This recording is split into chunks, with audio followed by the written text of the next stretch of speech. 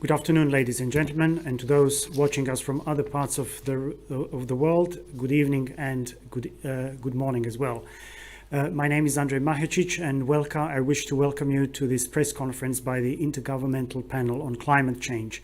I will be moderating today's press conference, which is dedicated to the latest IPCC report on the mitigation of climate change. We have a number of distinguished speakers today who will deliver brief statements. This will be followed by an official presentation of the report on mitigation of climate change. The instructions to the media about how to submit questions in the course of this press conference have already been sent out, and so for the members and the representatives of the media, please do indicate the name of your organization, your own name, and the question you have. I would like to also stress that we will try to accommodate as many questions as possible. We will have about 90 minutes for the entire press conference, but it is likely that, unfortunately, we will not be able to go through all of them. I would like now to welcome Mr. Abdullah Moqsid, the Secretary of the IPCC, to introduce today's event and speakers. Thank you, dear Andrej. Today, the IPCC releases its report on the mitigation of climate change. Soon, you will hear from the scientists themselves when they present the main finding of this report. This cycle, the sixth cycle, was the most intense of all the IPCC history, with 8 reports, and we have already released 7 of them. We have finalized the reports from the 3 working groups in unprecedented conditions during the COVID-19 pandemic. The report released today comes at the end of this third successful virtual approval plenary. Virtual approval plenary. The commitment and years of hard work of hundreds of scientists around the world and 195 governments made this possible. Let me also stress that the IPCC ability to deliver rely on the voluntary and generous contribution of states. I am incredibly honored to welcome and introduce our distinguished guest speakers.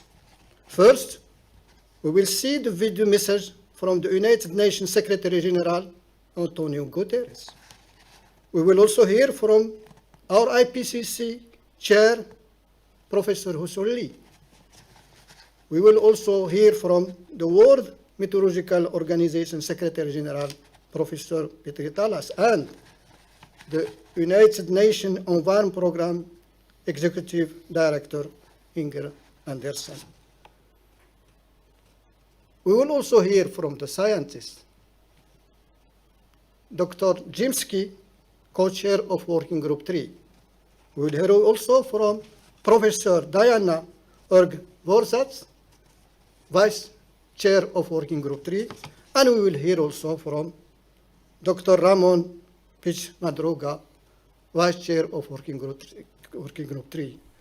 We will now see the video message from the United Nations Secretary General, Antonio Guterres. The jury has reached a verdict, and it is damning. This report of the Intergovernmental Panel on Climate Change is a litany of broken climate promises. It is a file of shame, cataloguing the empty pledges that put us firmly on track towards an unlivable world. We are on a fast track to climate disaster. Major cities underwater, unprecedented heat waves, terrifying storms, widespread water shortages, the extinction of 1 million species of plants and animals.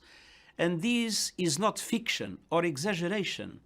It is what science tells us will result from our current energy policies. We are on a pathway to global warming of more than double the 1.5 degree limit agreed in Paris. Some government and business leaders are saying one thing but doing another. Simply put, they are lying. and the results will be catastrophic. This is a climate emergency. Climate scientists warn that we are already perilously close to tipping points that could lead to cascading and irreversible climate impacts. But high-emitting governments and corporations are not just turning a blind eye. They are adding fuel to the flames. They are choking our planet based on their vested interests and historic investments in fossil fuels, when cheaper, renewable solutions provide green jobs, energy security, and greater price stability. We left COP26 in Glasgow with a naive optimism based on new promises and commitments. But the main problem, the enormous growing emissions gap, was all but ignored. And the science is clear. To keep the 1.5 degree limit agreed in Paris within reach, we need to cut global emissions by 45% this decade. But current climate pledges would mean a 14% increase in emissions. And most major emitters are not taking the steps needed to fulfill even these inadequate promises. Climate activists are sometimes depicted as dangerous radicals. But the truly dangerous radicals are the countries that are increasing the production of fossil fuels. Investing in new fossil fuel infrastructure is moral and economic madness. Such investments will soon be stranded assets, a blot on the landscape and a blight on investment portfolios. But it doesn't have to be this way. Today's report is focused on mitigation, cutting emissions. It sets out viable, financially sound options in every sector that can keep the possibility of limiting warming to 1.5 degrees alive. First and foremost, we must triple the speed of the shift to renewable energy. And that means moving investments and subsidies from fossil fuels to renewables now. In most cases, renewables are already far cheaper. It means governments ending the funding of coal, not just abroad, but at home. And it means climate coalitions made up of developed countries, multilateral development banks, private financial institutions, and corporations with adequate technologies supporting major emerging economies in making this shift. It means protecting forests and ecosystems as powerful climate solutions. It means rapid progress in reducing methane emissions. And it means implementing the pledges made in Paris and Glasgow. Leaders must lead. But all of us can do our part. We owe a debt to young people, civil society, and indigenous communities for sounding the alarm and holding leaders accountable. We need to build on their work to create a grassroots movement that cannot be ignored.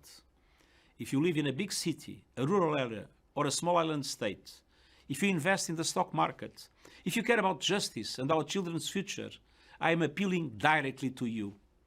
Demand that renewable energy is introduced now at speed and at scale. Demand an end to coal-fired power. Demand an end to all fossil fuel subsidies. Today's report comes at a time of global turbulence. Inequalities are at unprecedented levels. The recovery from the COVID-19 pandemic is scandalously uneven. Inflation is rising, and the war in Ukraine is causing food and energy prices to skyrocket. But increasing fossil fuel production will only make matters worse. Choices made by countries now will make or break the commitment to 1.5 degrees. A shift to renewables will mend our broken global energy mix and offer hope to millions of people suffering climate impacts today. Climate promises and plans must be turned into reality and action now. It's time to stop burning our planet and start investing in the abundant renewable energy all around us. I now invite the chair of the IPCC, Dr. Hui-Sung Lee, to take the floor. We have just heard a very important message from the United Nations Secretary General Antonio Guterres. The IPCC report before us today is a powerful evidence that we have the great potential to mitigate climate change. We are at a crossroads. This is the time for action. We have the tools and know-how to limit warming and secure a livable future. Today's report marks the completion of the scientific trilogy. It is the last piece of the 3 IPCC Working Group contributions to the 6th Assessment Report, which will conclude with a synthesis report to be released later this year. This Working Group 3 report provides the most recent scientific knowledge on the mitigation of climate change. It complements the report on the state of global warming, which was released last summer, and the report on the climate risks and adaptation released just last month. Together, they confirm that IPCC is the authoritative scientific voice of the United Nations on climate change, and that the IPCC is the unique interface between climate science and policymaking. I'm confident that the policymakers around the world, especially the COP27 in Egypt later this year, will benefit greatly from the 4 IPCC reports, and that these reports will be the backbone of the climate deliberations, decision-making, and action on a global, regional, and national level. Thank you. Thank you, Dr. Lee. We will now see a video message from the WMO Secretary General Peter Talas. Very high on the global agenda as well. Dear participants of the IPCC Working Group 3 press conference, dear Jim Skia, you have been heading the writing team, and I would like to thank also the UK government for all the support that you have given for the success of this report. The road has been a little bit bumpy, and you have been forced to work much harder than you expected, but I think that the end result is great. We are at the moment facing very challenging times. We have learned from about this brutal war in Ukraine, which also has an impact on the media environment, and that has meant that attention to this long-term major challenge for the welfare of humankind and biosphere has been a little bit lower than it used to be before this war. And this war that is ongoing in Ukraine, it has an impact also outside of Ukraine. It has an impact on food security, prices of food, and also prices of energy. And this is going to hit especially less developed countries, as is the case of climate change as well. We have already seen rises of energy prices, both electricity and fossil fuels, and that's very high on the global agenda as well. And in the best case, this would speed up the reduction of the use of fossil energy and also speed up green transition. In the worst case, interest to mitigate climate change will be challenged because of this development. But let's concentrate on the results of this excellent report, which form very good basis for crucially needed raise of the ambition level of climate mitigation. Although I would like to praise the results of the COP26, where G7 and European Union countries made pledges to keep us on 1.5 degrees track. We should also keep in mind that the rest of the G20 countries, including the BRICS countries, were not in a position to offer such pledges that would keep us on such a track. This report today shows what are the means and most effective means and most affordable means in different types of economies to enhance the crucially needed pace of mitigation efforts. I hope that this information will be used by the governments in different parts of the world to proceed with mitigation. The Working Group 2 report, which was published some weeks ago, was showing that every corner of the earth is already affected by climate change. And the report today shows that every region in the world had also an impact on climate change problem today. Classically, we have been thinking that only the developed countries which have used most of the fossil resources so far are responsible for that. But if we take the land use into account, especially deforestation in Latin America, Africa, and Southern Asia, it's shown that they have also had a major impact on the climate problem, which is demonstrating that we need global efforts to be successful in climate mitigation. And besides that, there's also need to pay attention to climate adaptation. We know that the negative trend in climate will continue for the coming decades anyhow, and melting of glaciers and sea level rise for the coming centuries. We just celebrated the World Meteorological Day on 23rd of March, and there United Nations Secretary General Antonio Guterres was tasking WMO to lead the preparation of major early warning service package to be approved by the COP27 hosted by Egypt this November in Sharm el-Sheikh. Only half of the 193 members of WMO have proper early warning services in place, which means that ever-growing impacts are causing dramatically growing economic and human losses. We have also drastic gaps in weather, climate, and hydrological observing systems, which means that the early warning services, especially in African, Caribbean, and Pacific countries, are in very poor shape. There's an urgent need to invest in basic weather, climate, and water observing infrastructures to enhance the early warning service abilities of especially LDC and SIDS countries. UN aims at reaching 100% global coverage of early warning services by the end of 2028 through investments and capacity building of meteorological, climate, and hydrological infrastructures and education of related national expertise. So to conclude, we have two urgent challenges ahead of us: adaptation and mitigation. Both financing visionary political decisions and concrete actions are needed for the sake of the welfare of current and future generations and our biosphere. Thank you. I would now kindly invite Inge Anderson, the UNEP, the United Nations Environment Programme Executive Director, to take the floor.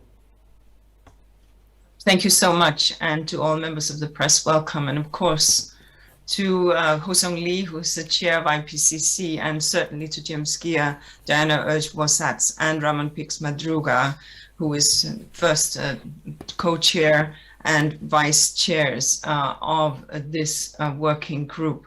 Today we present an important report, part of the trilogy that Petri referenced in his recording.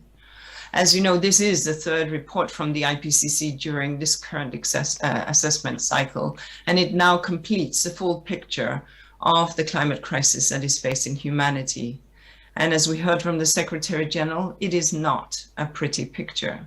The first two IPCC reports told us that climate change is here and now and causing huge disruptions in the natural world and to human well-being. This report tells us that we're still not doing enough to cut greenhouse gas emissions, confirming the findings of UNEP's 2021 emissions gap report. The last 2 decades saw the highest increase in emissions in human history, even though we know how much trouble we're in. The next decade cannot follow the same pattern if we are to hold warming this century to 1.5 degrees Celsius. Half measures will not halve greenhouse gas emissions by 2030, which is what we need to do. And we all need to go in on this. The IPCC tells us that we have the knowledge and the technology to get this done through a rapid shift from fossil fuels to renewable and alternative fuels, through moving from deforestation to restoration, through backing nature in our landscapes, oceans, and cities, through transforming our cities into green and clean spaces, and through behavior changes to address the demand side of the equation. Now, such an opportunity did present itself when countries rolled off their docket stimulus packages to help kickstart economies when we faced COVID-19 pandemic. But on the green scorecard, we failed, loud and clear. Once again, we now today find ourselves with an opportunity for some as countries seek out alternative sources of energy. Immediate needs must be met, yes, to heat homes and to keep lights on. But as we rethink hydrocarbon suppliers, our dependency on fossil fuels, the solution has to be to kickstart the transition to renewable and cleaner sources of energy. The next climate COP in Sharm el-Sheikh must bring more ambitious climate pledges and long-term strategies for 2050 to help drive such shifts. But increased action must begin this year, not next year, this month, not next month, and indeed today, not tomorrow. Otherwise, we will, as the UN Secretary General put it, continue to sleepwalk into a climate catastrophe. Thank you. Thank you very much for these thoughtful remarks. I would now like to invite Dr. Ho-Sung Lee, the chair of the IPCC, to open the official presentation of the report. Thank you, Andre. This critically important Working Group 3 contribution assesses progress made in mitigation and options available for the future. It is looking at enabling conditions across sectors and systems in the aspects of the technological, environmental, economic, and social dimensions. Building on the findings of Working Group 1 and Working Group 2, this report gives us options for solution. It offers strategies to tackle the critical questions of our time. How can the world reduce greenhouse gas emissions?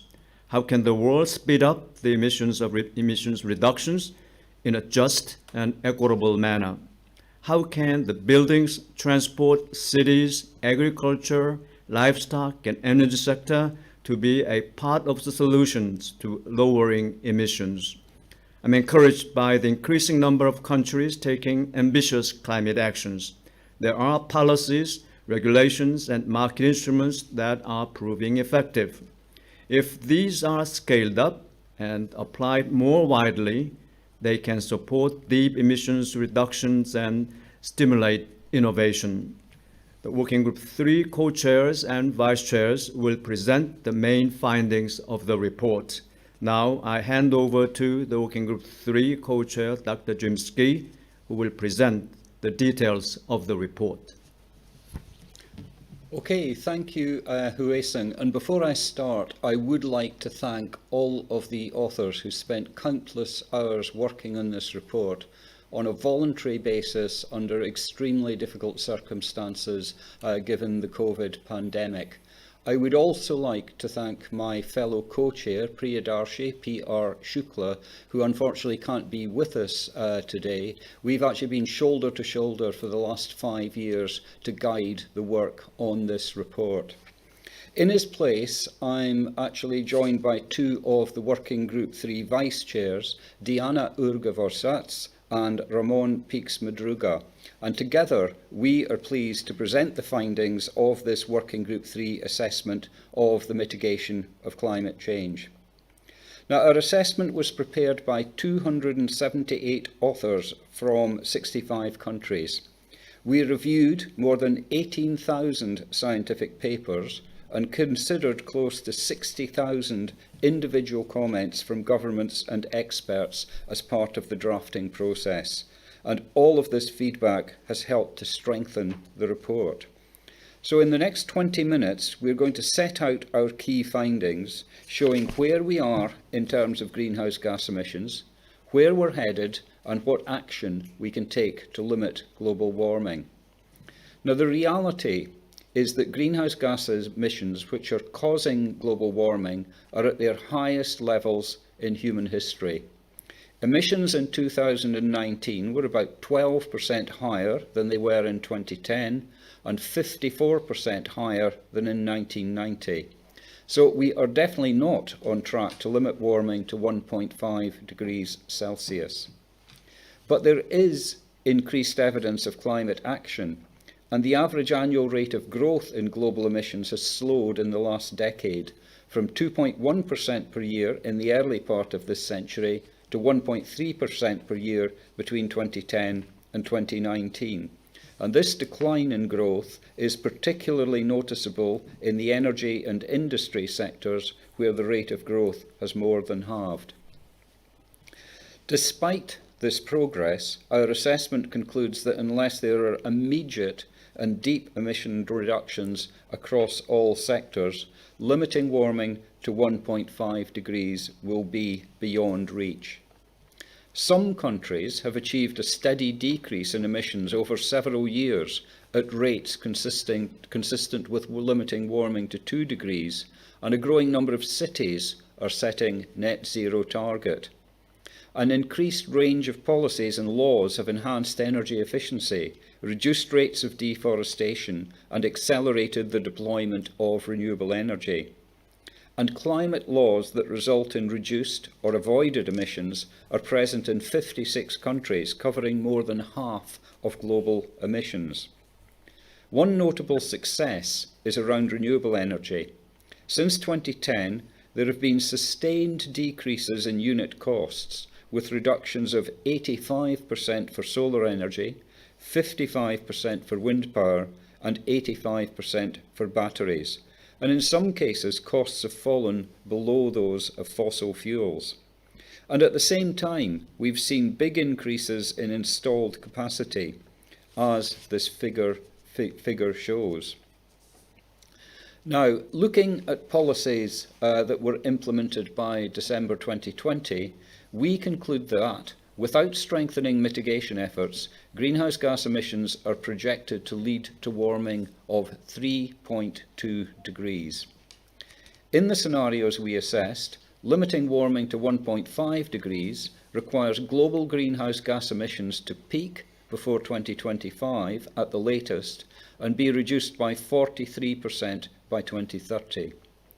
Emissions from methane, a short-lived but very potent greenhouse gas, would also need to be reduced by about a third over the same period. And even if we do this, it is almost inevitable that we will at least temporarily exceed 1.5 degrees warming, but we could return below this level by the end of the century. Now, limiting warming to around 2 degrees still requires global emissions to peak before 2025 at the latest, and be reduced by about a quarter by 2030. Now, the temperature will stabilise when we reach net zero carbon dioxide emissions. So to limit warming to around 1.5 degrees requires reaching net zero carbon dioxide emissions in the early 2050s, and for 2 degrees, carbon dioxide emissions would have to be reduced to net zero in the early 2070s. Deep and sustained reductions of other gases would also be required. So how do we go about reducing these emissions? And to answer this question, let me hand over to Diana. Thank you, Jim. I'm Diana Urge-Forsatz, one of the vice chairs of Working Group 3. What I would like to do now is to take you through the options that are available in each sector to combat climate change.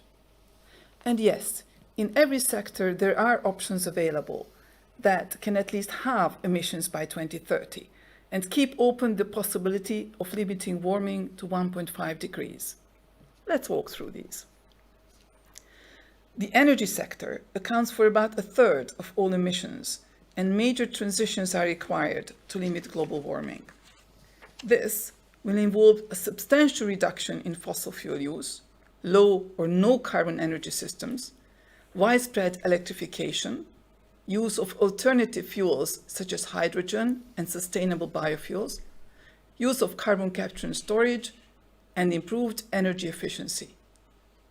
Transitioning to a low-carbon energy sector is expected to cut down international trade in fossil fuels. Energy efficiency and reductions in energy consumption can be achieved using digital technologies. In this way, it is also possible to decentralize an energy network so that power comes from multiple, localized energy networks rather than one main electricity grid. Electricity systems powered by renewables are becoming increasingly viable, but it will be challenging to supply the entire energy system in this way. Changes to our lifestyles and behavior can reduce our carbon footprint, as well as improve our health and well-being. There is untapped potential here to bring down global emissions by between 40 and 70% by 2050, but only if the necessary policies, infrastructure, and technologies are in place. Of the 60 actions we assessed in this report, on an individual level, the biggest contribution comes from switching to walking and cycling, and using electrified transport. Other effective options include reducing air travel and adapting our houses. Shifting towards balanced, plant-based diets is an option. Wealthier individuals have the highest potential for reductions as investors, consumers, role models, and professionals. While there is mitigation potential in many regions of the world, in some places, people require additional housing, energy, and resources for human well-being. To be effective, lifestyle changes will need to be supported by systemic changes across every aspect of society, including transport, buildings, industry, and land use. Looking at the transport sector, reducing demand plays an important part in reducing emissions, and low-carbon technologies are also key. Electric vehicles offer the greatest potential, as long as they are combined with low or zero carbon electricity sources. Advances in battery technologies could assist in the electrification of trucks and complement conventional electric rail systems. In aviation and shipping, which are harder to decarbonize, alternative fuels such as low-emission hydrogen and biofuels would be needed. Overall, there is substantial potential for emissions reductions, but this depends on decarbonizing the power sector. Cities and other urban areas account for more than 2/3 of global emissions if we take into account what is produced in the city and brought in from elsewhere through energy and products. And there is significant potential for emissions reductions. In all cities, better urban planning is key. 3 other broad strategies have been found to be effective. These include sustainable consumption and production of goods and services, electrification, and improving carbon uptake and storage in cities, for example, with trees, lakes, green roofs, and permeable surfaces. In buildings, it is possible to reach net zero emissions in 2050. Action in this decade is critical to fully capture this potential. This will involve retrofitting existing buildings and using effective mitigation technologies in those that are yet to be built. This requires ambitious policy packages, which may incorporate efficient design and use of space, energy, materials, appliances, and the use of renewables. There is an increasing number of net zero and net zero energy and net zero carbon buildings in almost all climates. This has come about from construction and retrofitting. More could be done to reduce emissions in this sector if renovation rates and retrofitting were improved. Reducing emissions in industry will involve using materials and energy more efficiently, reusing and recycling products, and minimizing waste. These approaches are underused in policies and industrial practice at present. For basic materials, including steel, building materials, and chemicals, low to zero greenhouse gas production processes are at their pilot or near commercial stage. In some cases, they are at commercial stage, but not yet established through industrial practice. This sector accounts for about 1/4 of global emissions. Achieving net zero will be challenging and will require new production processes, low and zero emissions electricity, hydrogen, and where necessary, carbon capture and storage. To counterbalance hard to eliminate emissions, for example, from agriculture, aviation, and some industrial processes, requires carbon dioxide removal. These methods remove carbon dioxide from the atmosphere and store it on land, underground, or in the ocean. There are biological methods that can store carbon, such as reforestation and soil carbon management, and these are widely practiced. New technologies, such as direct air capture and storage, require more research, upfront investment, and proof of concept at larger scales before they can be widely used. Carbon dioxide removal is essential to achieve net zero. For carbon dioxide removal to work effectively, agreed methods for measuring, reporting, and verification are required. And finally, agriculture, forestry, and other land use can provide large-scale emissions reductions and remove and store carbon dioxide at scale. This can be done by protecting and restoring natural ecosystems, including forests, peatlands, coastal wetlands, savannas, and grasslands. Improved and sustainable crop and livestock management can also play a part. Land provides us with so much, for example, food, nature, and our livelihoods. These competing demands have to be carefully managed. But land can only do so much in terms of removing and storing carbon, and cannot compensate for delayed emission reductions in other sectors. To look at how we can strengthen the response and accelerate a low carbon transition, I would like to hand over to my fellow Vice Chair, Ramon. Thank you, Diana. My name is Ramon Pix Madruga, Vice Chair of IPCC Working Group 3. I'm very pleased to share with you this last segment of our presentation. The next few years are critical if we want to limit warming to 1.5 degrees Celsius. And what I would like to share with you now is precisely the way, some options to improve our chances to success. And I would like to start with finance.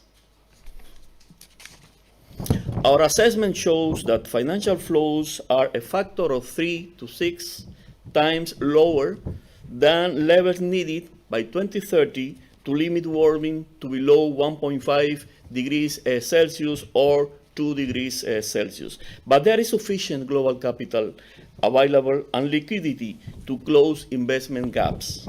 Clear signaling from government and the international community, including a strong alignment of public sector finance and policies, is critically important. The challenge of closing gaps is widest for developing countries due to the limited capacities of these countries, particularly the less developed countries.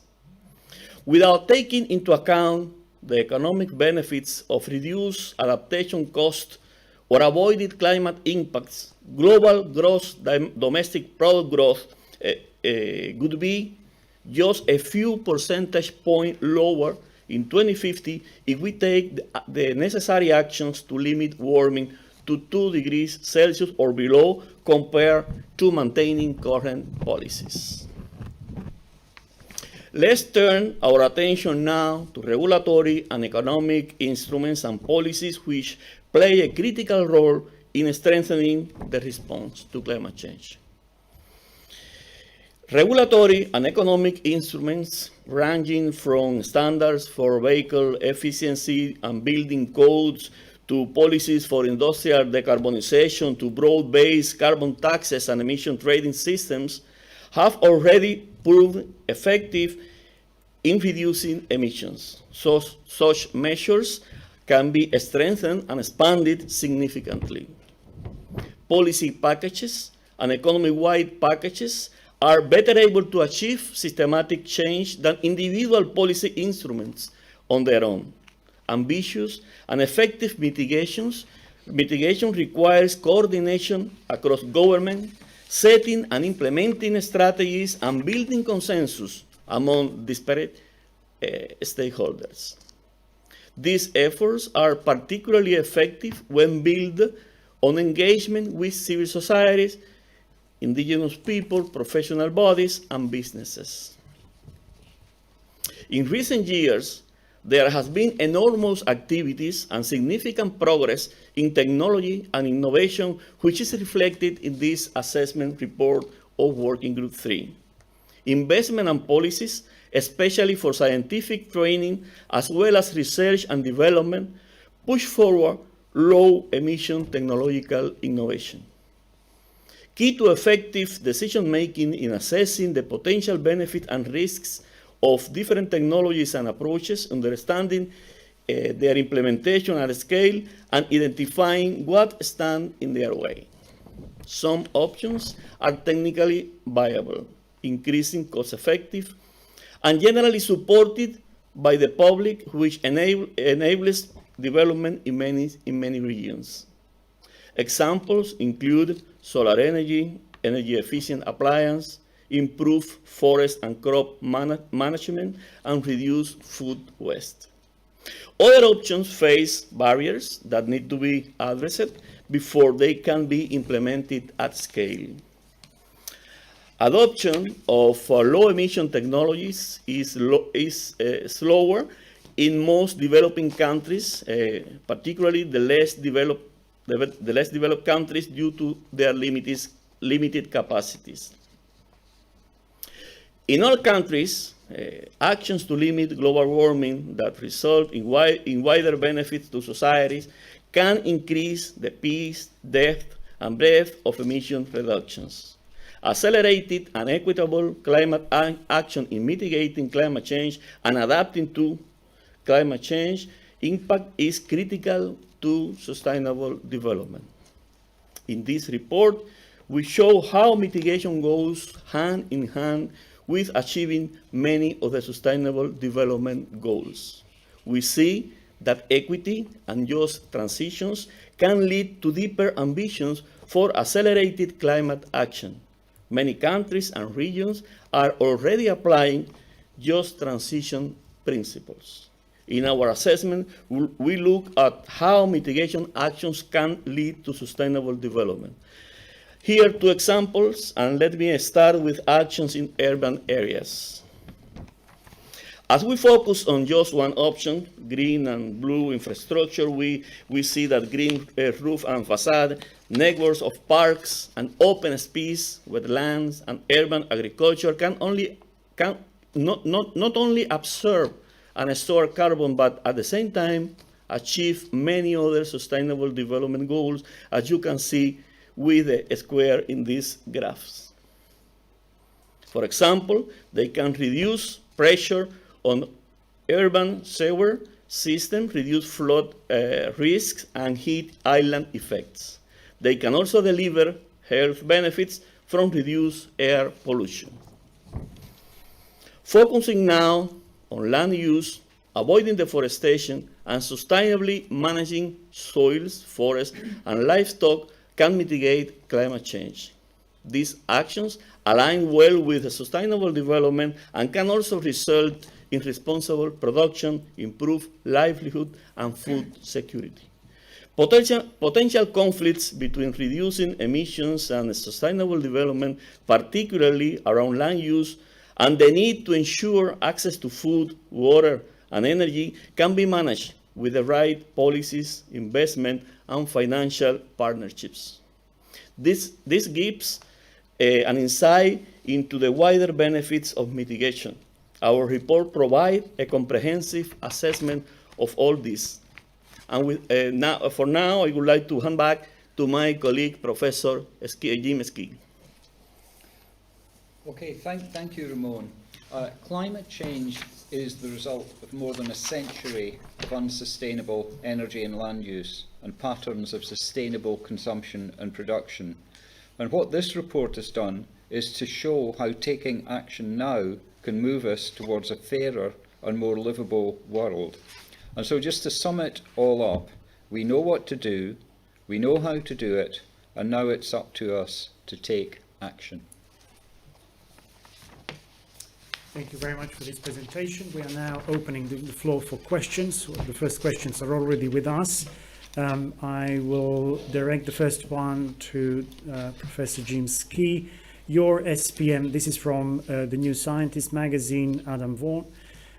Your SPM says that global emissions must peak by 2025 and fall 43% by 2030 in, quote, in global modeled pathways that limit warming to 1.5 with no or limited overshoot, end quote. What examples does the report hold to suggest that this is feasible? And what the global emissions rose 5.5% last year and have never fallen that fast. Yeah, well, what the report absolutely makes clear is that we're not talking about business as usual if we are going to address the challenge of climate change. So we don't look at the immediate past and say we expect that pattern to continue. The message is very clear. The governments of the world have set targets in the Paris Agreement or the Paris goals of limiting warming to 1.5 or maybe 2 degrees. And what we have done is set out very clearly, it's almost through the laws of physics and chemistry, that that is what would need to happen if we were to limit warming to these levels. Now, we're very conscious of the question about this big change of direction. So the report does contain within it lots of assessments of the feasibility of the individual options that Diana especially was taking us through. And it also has an assessment about the feasibility of actually the kind of system changes that would be needed. And just to say, the longer we put off action in terms of addressing climate change, the bigger the feasibility challenges will be. And that is a very, very clear message of the report. Thank you very much for that. The next question is from Deborah Kroll, the Indigenous Affairs reporter from Arizona Republic. This is the question for Diana. Indigenous people fear that the move to conserve more land will end up removing them from those lands and result in not only homelessness but decreasing biodiversity that made them attractive. How could they be included in conservation instead of being excluded from their ancestral home? Thank you very much for that question. Actually, there are several aspects of our report that are relevant to this question. For example, first we show that actually restoration of ecosystems and preserving some of the land in its original ecosystem status is very important. In fact, one of the most important options in our land, how we can reduce emissions. What we also show that any option that we want to implement will have negative impacts on some consumer groups or some stakeholders, some parts of businesses or of the society. And in order to manage these, the best option is to involve these stakeholders from the beginning of planning these actions. And we especially emphasize indigenous peoples that these are especially important to involve. Also, they can also have special wisdom to us in which we can benefit from when we plan these opportunities. Thank you very much. The next question is from New Hampshire Public Radio. It's directed to Ramon. What is the role of local or state or city or town governments in speeding emissions reductions? What goals should they set and what actions can they take? First of all, I would like to say that when talking about solutions and responding to climate change, the starting point is thinking in terms of inclusive actions that consider not only the national governments, but also a variety of stakeholders including, of course, the local communities, including the subnational governments, but also participation of professional bodies, businesses, and different stakeholders that, of course, should be not only part of the problem but also part of the solution. And in that sense, we have been experimenting in the recent past. I would say a movement, a trend to an considerably increase in the participation of the subnational entities and also local community in the context of looking for solutions to climate change. And this has, to certain extent, also encouraged governments to take policies and law associated as part of this whole trend. This has encouraged and to the national government to think and to take approved policies and laws that directly or indirectly, let's say for instance through energy policies and so on, contribute to climate action, contribute to climate responses. It's a crucial element indeed, thinking in terms of the inclusiveness that is needed, and equity in terms of thinking on policies and responses to climate change. These two concepts are as crucial as part of the whole concept of just transition. I mean, how equitable is the process, how inclusive is the process, and in that sense, the local communities, the indigenous people, and the other stakeholders that I already mentioned are crucial components, crucial ingredients. Thank you very much for that response. We have the next question from the Times of India, and it's directed to the United Nations Environment Programme Executive Director, Inger Andersen. The question is the following. Many banks are promising to eliminate fossil fuels advancements, and corporates are promising net zero, which may not be believed by everybody. The UN Secretary General has formed an expert group to take stock of the progress of these claims. How do you feel and how much this is possible and to achieve net zero by 2050? Well, thank you very much. I think we've just heard from the presentation that it is a major shift, and that goes for government, but it certainly also goes for banking. And so accordingly, therefore, we are very clear that it is easy to make the claim and harder to deliver on this claim, whether it's on the government side or on the banking side. But clearly what this report makes absolutely clear is that unless we do so, we will not be having the security of the investments that people have made for the day after tomorrow, the proverbial day after tomorrow. Therefore, making those shifts as early as possible is critical. In his statement, the recorded statement, the Secretary General spoke to this exact issue. Because the point is, if I am a young person and I start my pension today, with a pension scheme today, I would very much like to have that pay out when I reach early age. So what is it, therefore, that my pension is investing in? If I am an insurance company, what is it that I am investing the insurance premium in?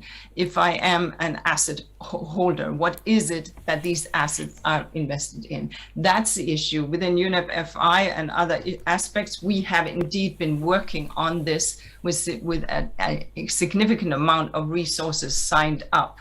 But it is a hard issue, and the call is therefore on individual investors, but also on institutions to lean in and make this happen. Thank you. Thank you very much for this response. Just to check if there are any other additional comments from the people in the room. No. We are moving on. The next question is from the Associated Press, and it's directed to James Skee. At what date will it become impossible, even with drastic emission cuts, to keep temperature below 1.5 degrees Celsius? The report says it is impossible under current NDCs and current policy. So at what year do we pass the crossroads Dr. Lee mentioned, where no matter what we do, can't prevent hitting 1.8 degrees? Well, I think I would almost need to consult my calendar on that particular question, because the report is very clear that we need to take action now, or 1.5 degrees may become simply beyond reach. It may be physically impossible to get there. So the message is we don't have a date. I mean, I think Inger Anderson, when she was talking, she said, not this year, not next year, this week, not next week, today, not tomorrow. And that would really be the message. We need to get on with this now, or 1.5 degrees will slip beyond reach. And if there is no advance in the kind of pledges that countries are making, before we get to COP27 in Egypt at the end of this year, I think we may well have to conclude that indeed 1.5 has gone. Though, of course, in longer term, throughout the 21st century, there are technologies, there are approaches that could draw carbon dioxide emissions from the atmosphere and actually start to bring temperatures down. The issue there, of course, is that some of the climate impacts are associated with the peak temperature, because irreversible impacts may occur. So basically, it really underlines that message about taking very early action. Thank you very much for that. Next question is for Diana. It comes from Kate Arnoff of the New Republic. And the question is following. In response to high fuel prices and war in Ukraine, the US and EU have signaled they will build additional fossil fuel infrastructure on either side of the Atlantic, much of which will stay online for decades to come. Are these build-outs consistent with limiting warming to 1.5 degrees Celsius or 2 degrees Celsius? Thank you. We do show that fossil fuel infrastructure that we keep building, some of that will be stranded, which means that we will not be able to use it if we want to keep global warming to 1.5 degrees. In fact, what we show is that what we already presently see, or at least at the time when we closed, when we finally looked at literature, which was last October, that approximately 1 to 4 trillion US dollars worth of infrastructure will be stranded, which means that will not be possible already to return fully their investments. So building even more infrastructure either puts reaching our climate goals at risk, or will just cause even more infrastructure to be stranded, and that will have negative impacts on the whole society. So we do need to make choices, and what our report shows, that there are also a lot of opportunities through which we could, for example, rapidly reduce emissions and energy use. For example, through individual action, we can reduce very rapidly by 5% our emissions. And also there are longer term opportunities through the more rapid acceleration of renewable energy technologies, which are today among the cheapest, as already my colleague Jim Ski has pointed out, and many other options which can help us to reduce our energy use and also to provide more rapid acceleration of alternative energy sources which do not rely on fossil energy production. Thank you, Diana. The next question is for Ramon. It is from Andy Revkin.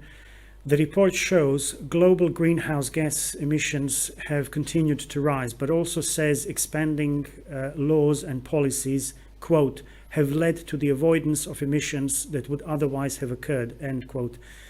Given complexities like leakage, what's the evidence for that conclusion?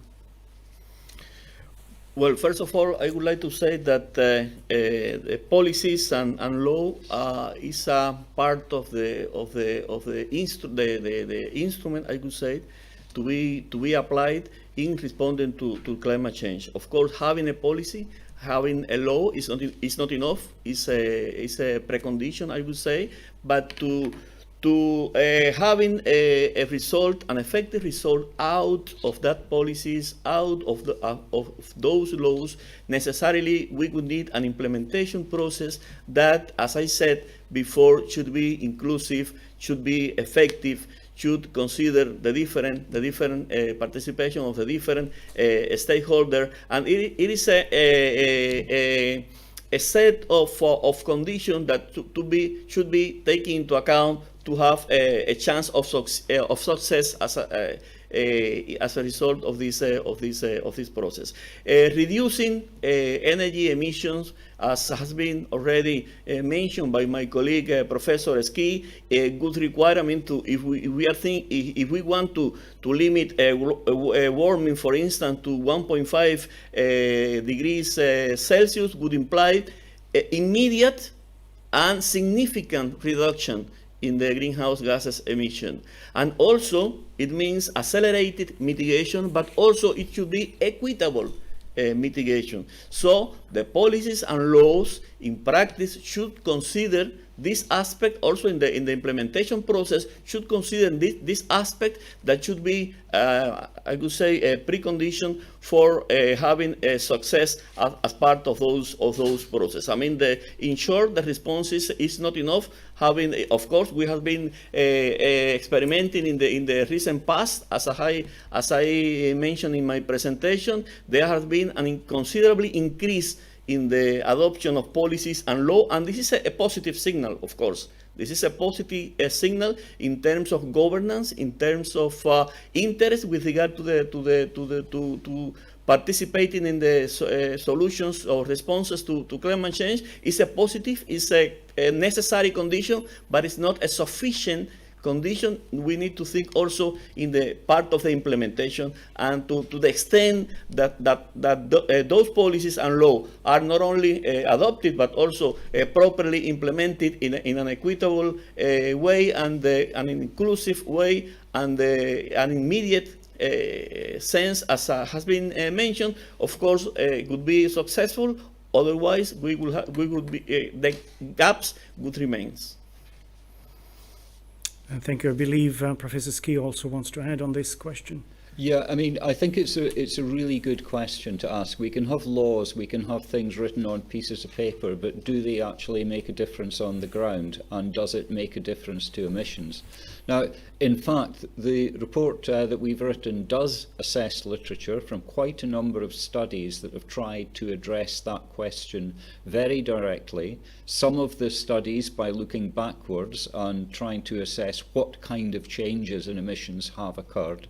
And other studies which kind of look forward and try to predict the effects of policies and regulations that have come into place. So there are actually specific numbers in the report and specific numbers in the summary for policymakers, and some of the estimates lead to a guess that an estimate of about maybe 3.5% of current global emissions. Our emissions would have been 3% higher had these laws and policies not been put in place. And other estimates actually go much higher. They suggest that emissions would have been 10% higher than they currently are if we hadn't had these laws and policies. So, we can lament the fact we are beginning to slow the pace of growth of greenhouse gas emissions. It could have been higher if we had not taken action. And the challenge now is really to step up the pace of that action. We have the tools, we have the regulations, we have the policies. We need to make them tighter, and we need to spread them more widely in order to make changes. Thank you very much for that contribution. The next question is again for Diana. It's from Amy Westerveld from The Guardian. Can you speak to the roles misinformation and greenwashing play in impacting governments' abilities to effectively mitigate climate change? Yes, thank you for that question.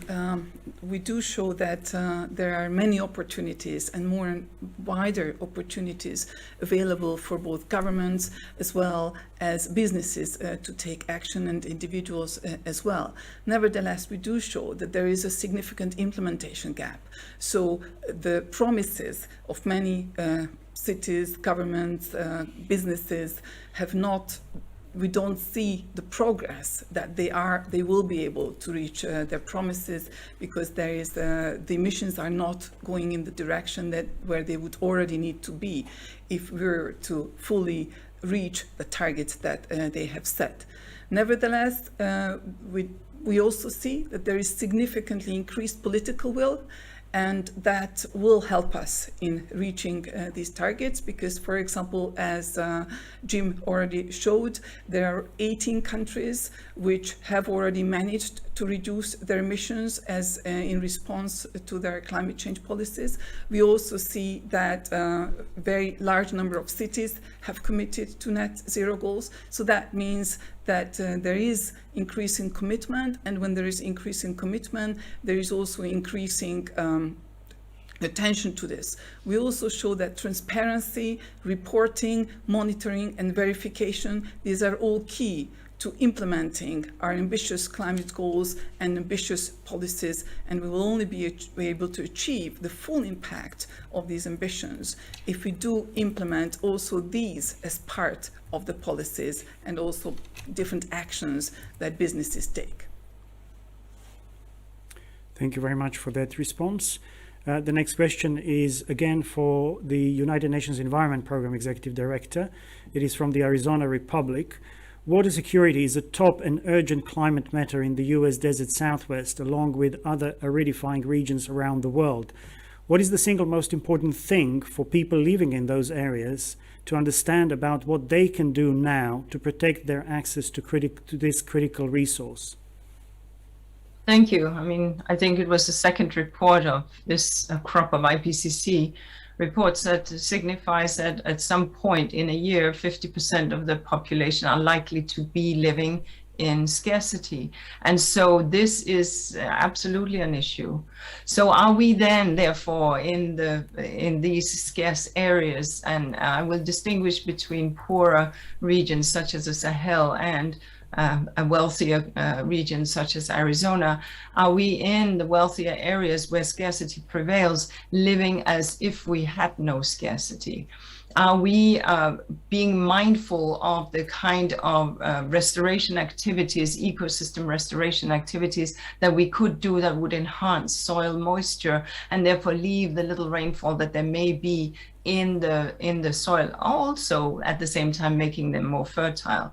Are we using zero watering gardens? What kind of hardware and machinery do we use for that is water consuming, that is otherwise that could be more water efficient? Do we understand that we can in fact implement and have a much lower water footprint while still living healthy lives with parks and enjoyment? So it is around appliances, it is around awareness, it is around use, and it is also around mindfulness, around storage and restoration in poorer zones, such as the Sahelian belt from Somalia on the one end and to Senegal on the other. Clearly there it is about restoration.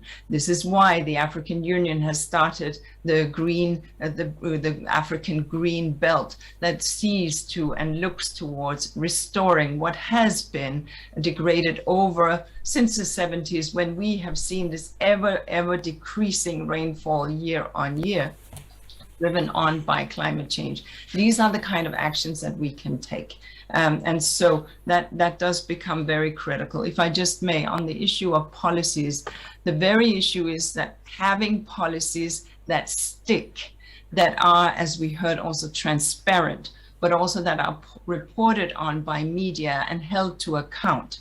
That is where we see the needle shifting the fastest. Declaratory policies that are generic in nature are not the way we will get there. It is by getting quite specific, sector by sector, the building sector, the construction sector, the transport sector, as well as the energy sector. That's the way we will get there.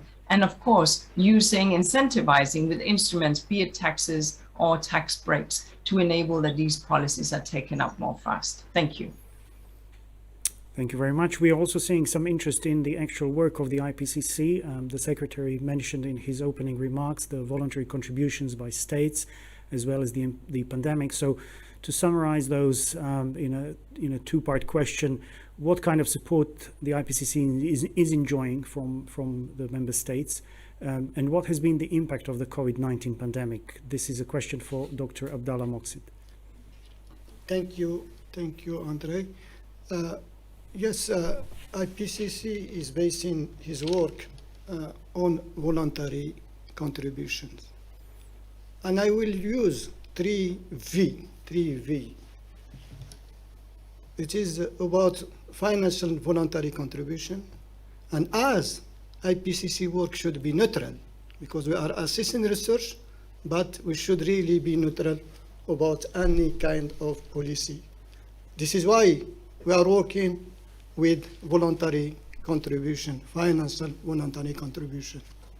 The second V is, and this is the big V, because it is based on the voluntary contribution from scientists.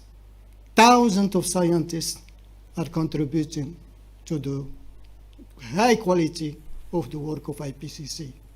And I think I am happy to see in this press conference we have developed country experts, women, and as well as developing country experts. And this sixth cycle, thanks to the voluntary contribution, voluntary involvement for not only balanced regional representation, but also the openness for new new youth scientists. And this is, thanks to this great V, we are providing a good assessment. The other V is a little bit specific for IPCC, because IPCC is the best interface between policy and science. And we were not about to achieve an approval if we didn't have voluntary disposition from government to listen to scientists to come with a consensus and a sort of summary policymaker, that bring government and scientists in same table. Yes, of course, the sixth cycle was a little bit, particular, because it was the most intense in the history of the IPCC. We are releasing 8th report, but also we faced the COVID-19 pandemic. And I am happy to say that for the 3 reports, 3 contribution, working group 1, working group 2, working group 3 approval session, all of this approval session were handled in virtual platform. And this, of course, requested a huge IT support, huge mobilization, but there are also some positive aspects. I can just give you the example of this plenary. We did have almost 1,000 registered delegation. 1,000 participants were participating or the negotiation of this plenary, because it is virtual. But of course, we demonstrated that we managed the pandemic. The pandemic didn't stop IPCC to deliver, and we are hoping next time to can have it. We have it in person, but anyway, we will be able to use this virtual platform to manage any situation, thanks to all the disposition and all the collaborative work. And this is something I want also to highlight. I think the 6th cycle was also a demonstration that there was excellent collaboration between the 3 working group of IPCC, as well as between the Secretariat and all the technical support unit under this 3 working group. This is what I want to say. Thank you. Thank you very much. I believe the chair of the IPCC would also like to add a few words. Yes, thank you. A couple of minutes ago, there were questions about the effectiveness of climate mitigation and also some policy instruments. And these are very, very important questions. And I just want to highlight a couple of data the AR6 found. That is the consumption-based CO2 emissions declined in developed countries. This implies that the CO2 intensity in the developing countries declined. This is the example of a very positive policy spillover across the borders. And policies positive policies, actions taken in a developed countries or some other countries have a spillover effect. So we can be very optimistic about this direction of very ambitious action in the countries. Thank you very much, Dr. Lee. The next question is from Laurie Gehring from the Thomson Reuters Foundation. It is for Ramon. What are now the major barriers to achieving the transition needed? Social, financial? What, in simple terms, needs to change to bend a curve that is so far not being bent? Thank you very much. I would say that this question refers to some elements which are crucial in the debate on climate change, and also for finding solutions or responding to climate change.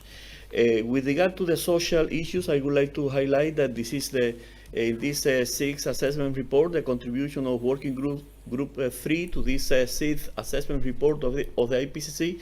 This is the first time that a whole chapter has been devoted to analyze the demand side and the social aspect of mitigations, including aspects related to the demand side solutions and responses to climate change. And this is an issue, of course, as was mentioned by Diana in her presentation. There is a huge potential for reducing emissions on the demand side, and in that sense, social aspects in terms of changes in behavior and other social elements could contribute to realize this huge potential in terms of the demand side actions on the demand side. But of course, there are, talking about barriers, and of course there are social barriers as those associated to the social behavior, but there are other crucial barriers that has to do with what is also mentioned in the question, which is finance, technology. And this is crucial for particularly those segments of the world economy which are much more vulnerable. And they are the developing countries, and within the developing countries, for instance, those which are much more vulnerable as small island developing states and less developed countries. Finance, with regard to finance, there is also an extensive assessment of the financial aspect in this contribution of Working Group 3 to the 6th assessment report. And in that sense, it is clear that there is a gap. There is a gap with regard to the existing financial flows oriented to climate action and the requirements to the financial requirement to advance in limiting warming to 1.5 or 2 degrees Celsius. And in contrast to this gap, there are capitals available. There are liquidity available. So the point is, if we want really to advance in that path of limiting warming, following those ambitious goals, we need to think in terms of firstly addressing those gaps, and this is a signal for government, for the international community, also in terms of international cooperation, but because finance and technology are two key aspects that in terms of barriers and in terms of the needs of developing countries for fully participate in this response, in this global response to climate change, that should be properly addressed. And this has also to do with the articulation, the connection of the climate response to the Sustainable Development Goals. I mean, these are two sides of the same coin, I would say, for progressing, for advancing, and sustain this the accomplishment of those goals. We necessarily need to think in terms of an accelerated response to climate change and accelerated mitigation as part of that response, but this accelerated process should also be equitable as has been already said, and this is also another issue that need to be properly addressed as part when thinking in terms of barriers for further progress in that sense. With regard to technology development, technology transfer is another aspect that was assessed in this contribution of Working Group 3, and of course this is another area in which much more effort would be needed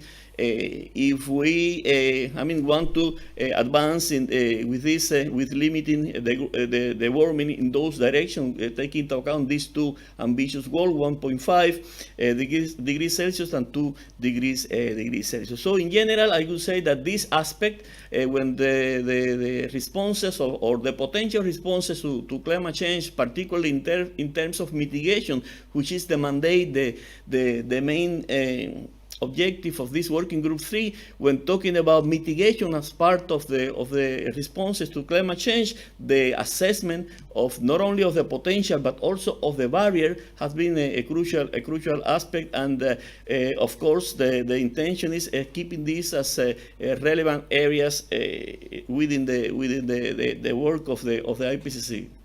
Always considering that the mandate of the IPCC is assessing relevant literature with regard to these issues and others, without being prescriptive in terms of the prescribing policies.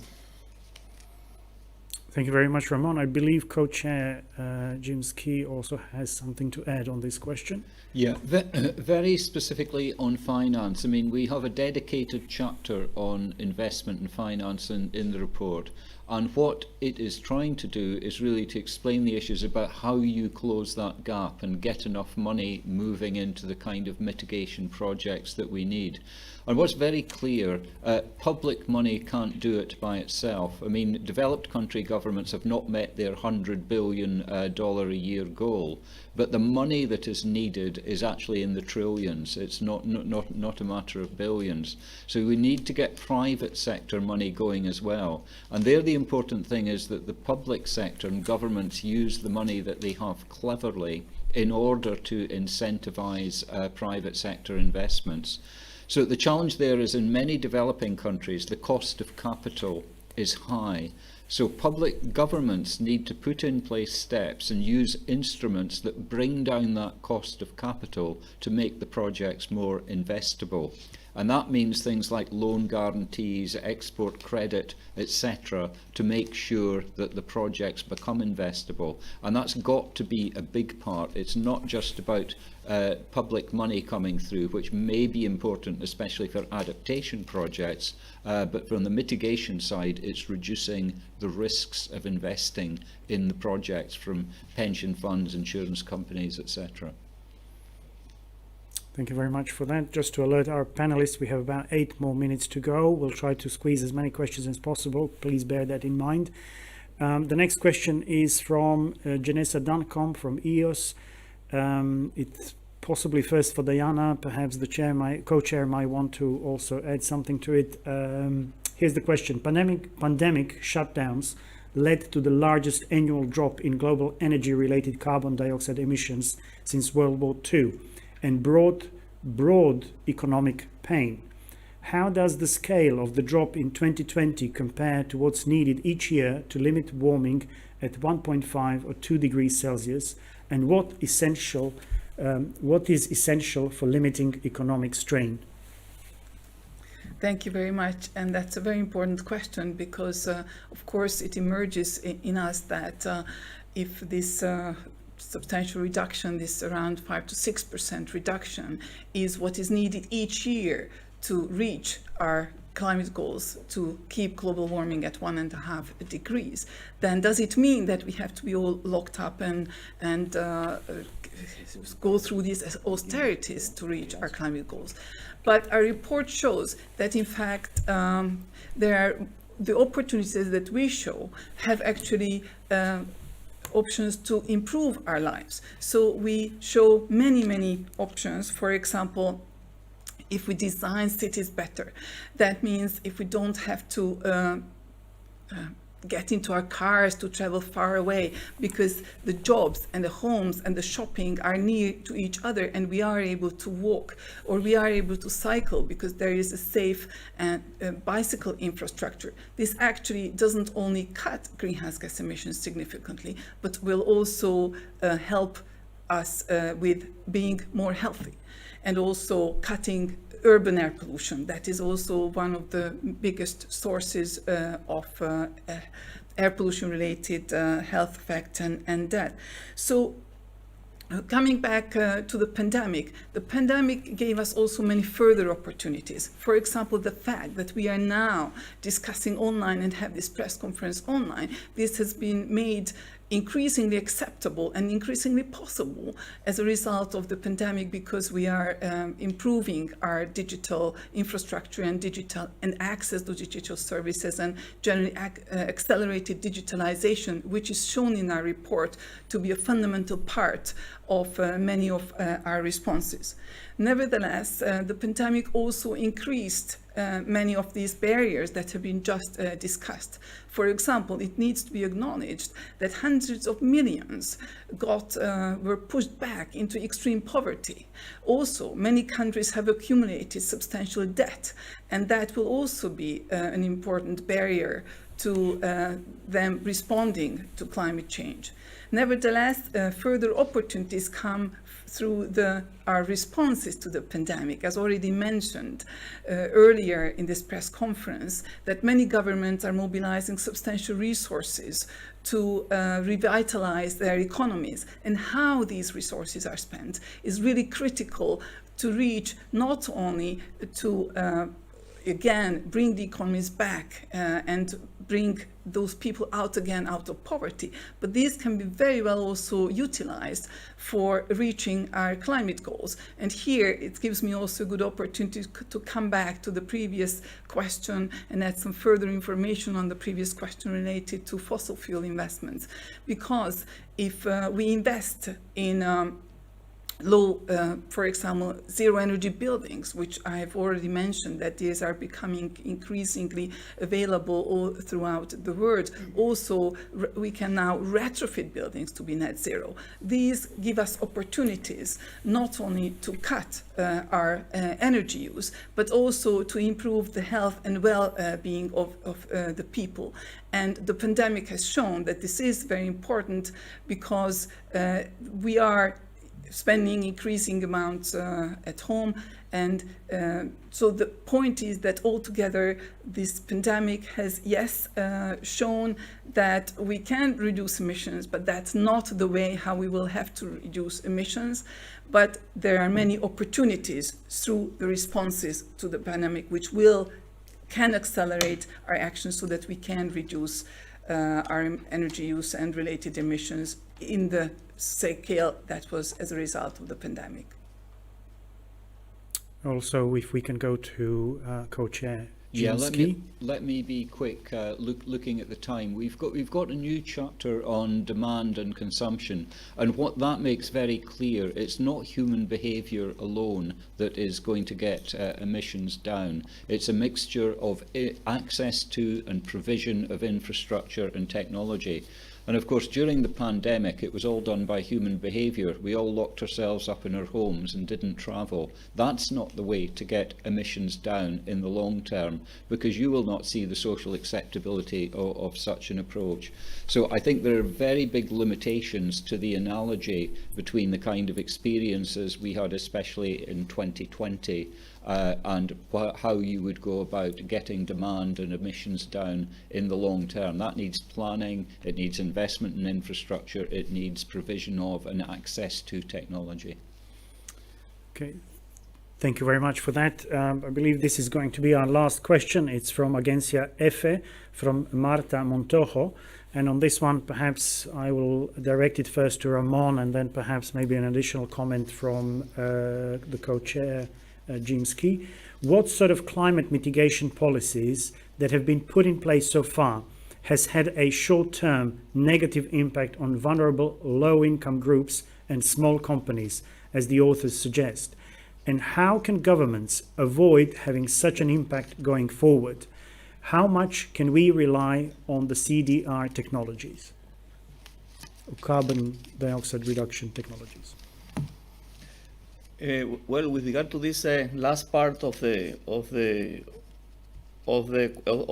question, CDR is has been also assessed, of course, as part of this assessment of the Working Group 3, and has been considered mainly the different options that were mentioned by my colleague Diana, and for instance include. Let me take one of those options with regard to land-based solutions or land-based mitigation. In that case, for instance, reforestation, reduce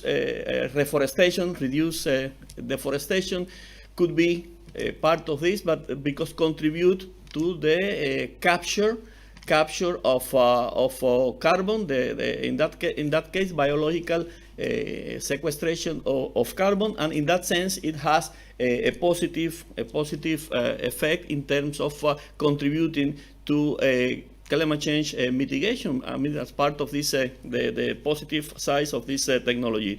But we need to take into account that when applied at very large scales, many of these technologies, CDR technology, can have also adverse effects in terms of the implications of the impacts with regard to the other land uses that has to do, for instance, with food security, but also with the soil, the health of those ecosystems. It could imply the soil deterioration. It can have negative implications for biodiversity. I mean, all these potential side effect that in many cases are associated to the scale in which these technologies are applied were assessed in this contribution of Working Group 3. Of course, as I said, these CDR technologies are not only considered for land-based responses. There are other options that were also mentioned in terms of the ocean, geological sequestration, and so on. But I took this specific example with regard to the land responses, because there we can see many of these positive in terms of mitigation and adverse side effect with regard to the other negative implication in other areas. Thank you very much. Co-Chair Ski. Yeah, okay, that was two massive questions for the price of one there, actually. Just thinking about potential negative effects, and they don't have to be negative if they're managed properly. For example, the move to electric vehicles. They're more expensive to buy and they're cheaper to run, and that can affect people on low incomes who don't have the access to the capital to take them up. So that's the kind of thing where you need the policies in place to actually make it work and make it equitable.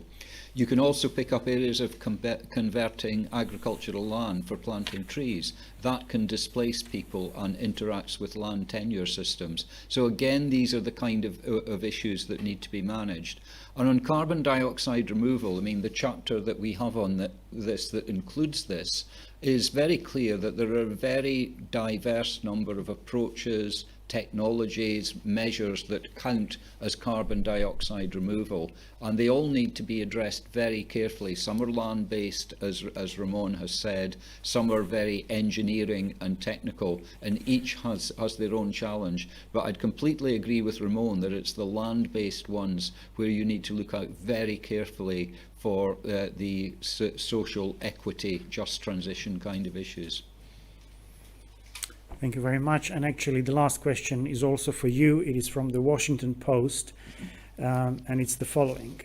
The report makes that politics, not science, technology, or lack of understanding is the main barrier to achieving emissions reductions.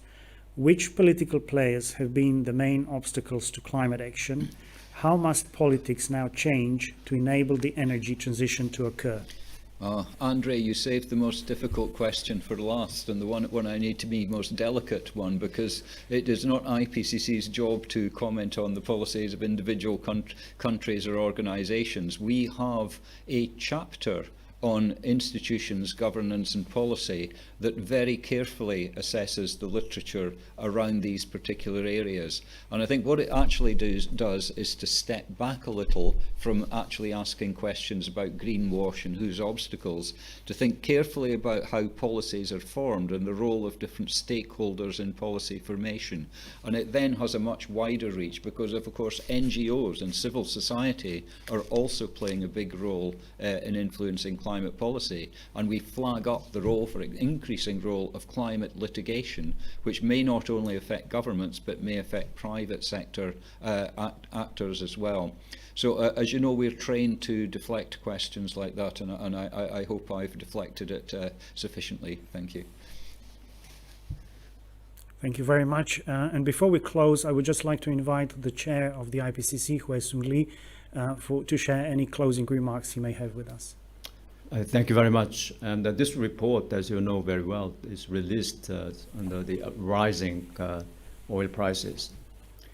And the oil prices is changing almost every day. And remember, 2 years ago around this time, exactly April 20th of 2020, the oil price was minus $40 per barrel.